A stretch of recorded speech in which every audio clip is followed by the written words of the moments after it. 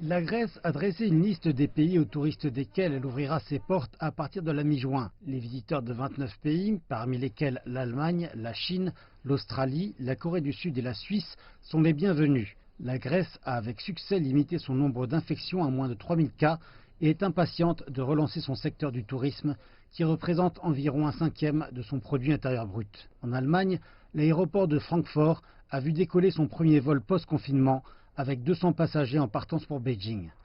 La Chine a assoupli ses restrictions sur le nombre de vols en provenance de l'étranger. En Espagne, les habitants de la ville de Torrejón, à proximité de Madrid, ont participé à un dépistage en masse organisé par la mairie.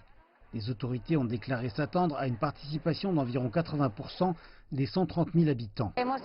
Nous avons commencé avec les premiers tests, qui sont des tests sérologiques et des tests d'anticorps. De cette manière, les citoyens peuvent savoir s'ils sont positifs ou négatifs au virus, et dans le cas où ils sont positifs, ils sauront à quel stade ils en sont, et s'ils sont toujours actifs ou bien s'ils sont immunisés à la maladie.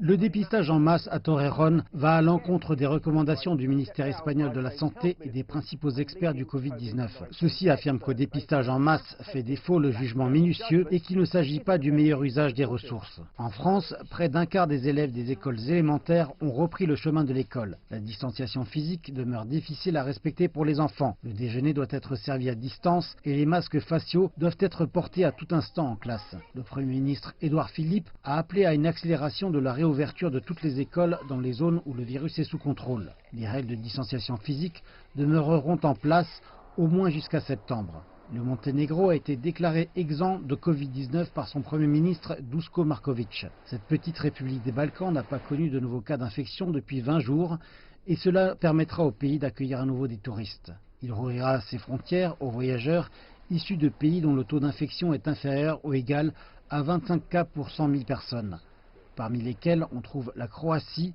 l'Albanie, la Slovénie, l'Allemagne et la Grèce.